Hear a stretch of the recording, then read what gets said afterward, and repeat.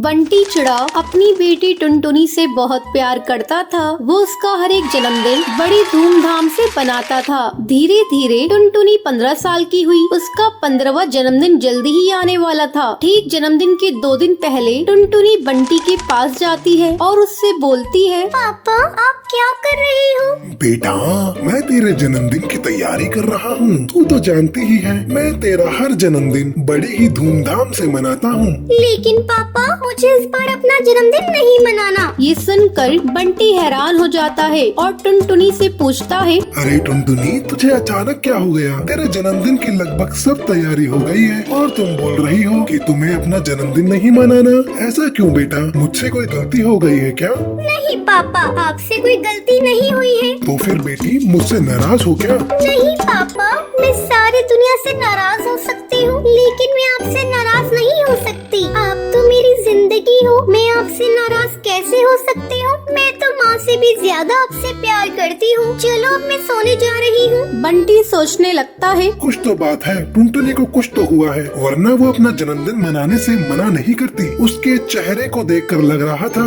जैसे उसके मन में कुछ चल रहा हो। खैर अभी तो वो कुछ नहीं बताएगी। जन्मदिन वाले दिन टूनी टुनटुनी के पास जाती है। बेटा तुम्हें क्या हुआ है? तुम क्यों अपना जन्मदिन नहीं मनाओगी? मुझे कुछ नहीं हुआ है। मैंने एक बार कह दिया ना मैं अपना जन्मदिन नहीं मनाऊंगी तो नहीं मनाऊंगी। अब जाओ तुम यहाँ से, मुझे सोने दो। ठीक है बेटा मत बता। अगर तुम मुझे अपने मन की बात बता देती तो तुम्हारा जी हल्का हो जाता। माँ तुम जाओ यहाँ से, मुझे सोने दो। टूनी के जाने के बाद बंटी वहाँ पर आता है और रोने लगता है। पापा आप क्यों रो रहे हैं? क्या बात हो गई है पापा? और क्या बेटा, रोए नहीं तो और क्या करूं? तुम तो अपने मन की बात बता ही नहीं रही हो कि तुम्हें जन्मदिन क्यों नहीं मनाना। मैं तो तुमसे सारी बात शेयर करता हूँ और तुम हो कि कुछ बता ही नहीं रही हो। बताओ तुम्हें क्या चाहिए? पापा जो मुझे चाहिए वो आप मुझे दोगे क्या? तुम मांग कर तो देखो, मैं जरूर ला कर दूंगा। मैं तुम्हारी इच्छा अगर पूरी न कर सका तो तुम्हारा बाप कैसा? तो पापा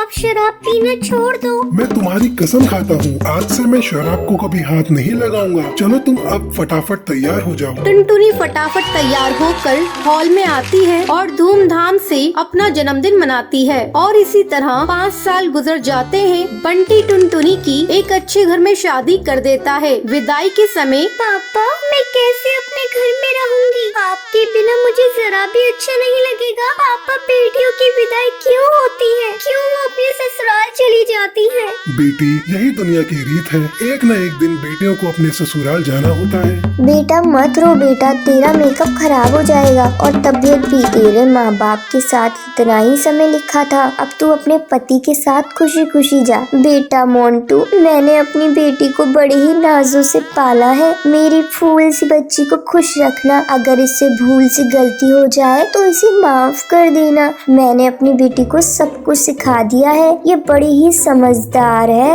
माँ जी अब आप इसकी चिंता बिल्कुल छोड़ दीजिए। मैं इसका ध्यान अपनी जान से भी ज्यादा रखूंगा। अगर इससे कुछ गलती हो गई तो मैं नजरअंदाज कर दूंगा। तभी मोंटू कबूतर का दोस्त कालू कौआ बोलता है, अरे भाई जल्दी विदाई करा कर चलना, मुझे बहुत जोरों की भूख लगी है। रात मेरा खाने से पेट नहीं भरा, साला खाने में कोई स्वाद ही नहीं था। हाँ दोस्त रोटियां भी मुझे कुछ खास लगी नहीं। चलो रास्ते में रुक कर कहीं ढाबे पर खा लेंगे। अपने पति की बातें सुनकर टुनटुनी अपने पापा से कहती है, पापा मुझे अपने ससुराल नहीं जाना। अब मैं नहीं जाऊंगी अपने ससुराल। क्या हुआ बेटा, क्या बात हुई है? अरे अरे अरे टुनटुनी किसी से क्या कोई गलती हो गई क्या? गलती तो बहुत बड़ी हुई है। मेरे पापा ने रात रात जागकर शादी की तैयारियां की थी। एक एक सामान को बड़े नाजों से सजाया था। दिल्ली और बॉम्बे से हलवाई बुलवा कर 36 पकवान बनवाए थे और आप लोगों को खाना पसंद नहीं आया। मैं अपने पापा की इतनी बेइज्जती नहीं सह सकती। आप बिना दुल्हन लिए यहाँ से जा सकते हैं। आपको क्या पता, जब से बेटी का जन्म होता है तब से वो एक एक चीज जोड़ता है, लेकिन आपने तो एक झटके में सब बर्बाद कर दिया। आपको क्या पता मुझे कितना दुख हुआ है। अगर आपकी कोई बहन होती तो आपको पता चलता। एक बेटी अपने मायके के लिए कितना मायने रखती है। जब मैं मायके चली जाऊंगी तब मेरे पिता कितना रोएंगे ये मैं ही जानती हूँ। बस करो बेटी, आप क्या रुलाओगी?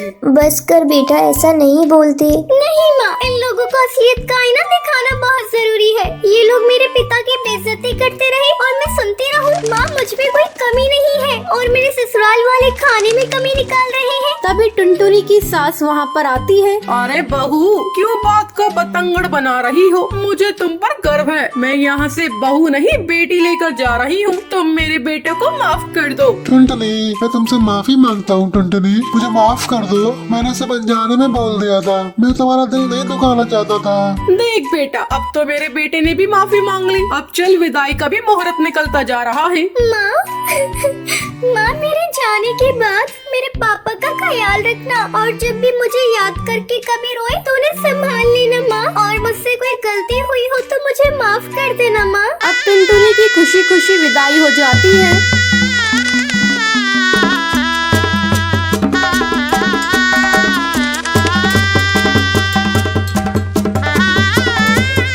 टुनटुनी के चले जाने के बाद बंटी चिड़ा टूनी से कहता है, बेटियां कब बड़ी हो जाती हैं पता ही नहीं चलता। हाँ जी, देखिए ना, टुनटुनी के चले जाने के बाद पूरा घर सूना पड़ा है। लेकिन उन्हें एक बात की तसल्ली थी, टुनटुनी का ससुराल बहुत अच्छा था। तो ये थी आज की कहानी। क्या आपको पता है टुनटुनी अपना जन्मदिन क्यों नहीं मना रही थी? अगर आपको पता है तो आप हमें कमेंट करके जरूर बताएं। अगर आपको ये वीडियो पसंद आई हो तो लाइक और ऐसी कहानियाँ देखने के लिए मेरे चैनल को सब्सक्राइब।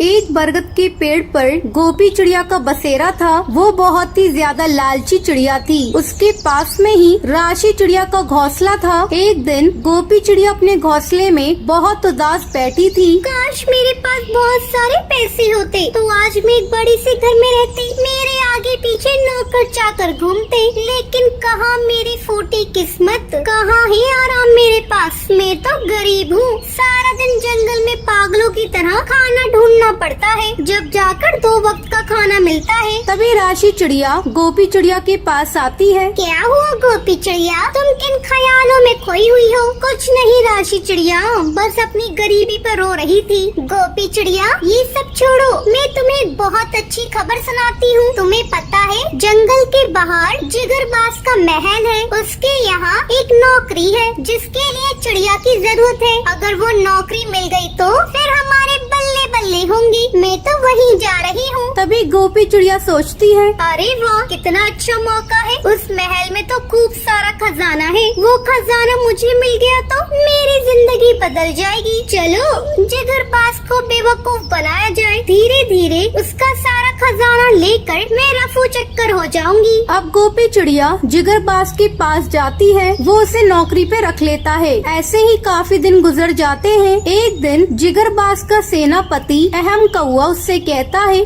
मालिक, खजाना महल में लाना है। उसके लिए मुझे कुछ सिपाहियों की जरूरत थी। आप बताइए मैं किसे लेकर जाऊं? हम कौवे, तुम गोपी चिड़िया को अपने साथ ले जाओ। मालिक, वो अभी अभी नई आई है। उस पर भरोसा करना ठीक नहीं होगा। नहीं अहम कौवे, मुझे इस पर पूरा विश्वास है। तुम उसे अपने साथ ले जाओ। अहम कौआ अपने साथ गोपी चिड़िया को खजाना लेने के लिए ले जाता है। बहुत सारा खजाना देखकर गोपी चिड़िया की आंखें फटी की फटी रह जाती हैं। अहम कौवे, कितना सारा खजाना है, ये तो मजा ही आ गया। गोपी चिड़िया, इसे हिफाजत से जिगरबाज तक पहुंचाना है, वरना वो हमें छोड़ेगा नहीं। अब गोपी चिड़िया और अहम कौआ खजाना लेकर महल जा रहे होते हैं। हाँ, अहम कौवे, मैं बहुत थक गई हूँ। थोड़ी देर हम आराम कर लेते हैं। गोपी चिड़िया और अहम कौआ पेड़ के नीचे आराम करते हैं। अहम कौआ वहीं सो जाता है। फिर गोपी चिड़िया बड़ी चालाकी से सारा खजाना लेकर मिट्टी के नीचे छुपा देती है और वो जिगरबाज के पास जाती है। गोपी चिड़िया, हमारा खजाना कहाँ है? और अहम कौआ वो नहीं आया? मालिक, अहम कौवा धोखेबाज निकला। वो आपका सारा खजाना चोरी करके ले गया। क्या? सिपाहियों, उस अहम कौवे को ढूंढ कर लाओ, हम उसे छोड़ेंगे नहीं। उस अहम कौवे को मैंने ऐसी जगह छुपाया है जहाँ से वो कभी वापस नहीं आ पाएगा, समझे? चलो मुझे यहाँ से 9:11 होना पड़ेगा। मालिक, मुझे अपनी माँ के पास जाना है, उनकी तबीयत ठीक नहीं है। तुम जा सकती हो। कैसा बेवकूफ बनाया है जिगरबाज को। गोपी चिड़िया वहाँ से चली जाती है। तभी जिगरबाज अपने सिपाहियों से कहता है, सिपाहियों, चलो इस गोपी चिड़िया का पीछा करो, हमें इस पर शक है। गोपी चिड़िया मिट्टी के अंदर से अपना खजाना बाहर निकालती है। तभी जिगरबाज अपने सिपाहियों के साथ वहाँ पर आ जाता है। गोपी चिड़िया, तुम्हारी इतनी हिम्मत, तुमने हमें धोखा दिया, हम तुम्हें छोड़ेंगे नहीं, तुम्हें फांसी की सजा देंगे। जिगरबाज, मुझे माफ कर दो, मुझे जाने दो, मुझसे बहुत बड़ी गलती हो गई। जिगरबाज गोपी चिड़िया की एक भी नहीं सुनता है और उसे फांसी पर लटका देता है। गोपी चिड़िया को उसके किए की सजा मिल जाती है। तो ये थी आज की कहानी। क्या आपको पता है गोपी चिड़िया को नौकरी के बारे में कौन बताता है? अगर आपको पता है तो आप हमें कमेंट करके जरूर बताएं। अगर आपको ये वीडियो पसंद आई हो तो इसे लाइक और ऐसी कहानियाँ देखने के लिए मेरे चैनल को सब्सक्राइब करना न भूलें।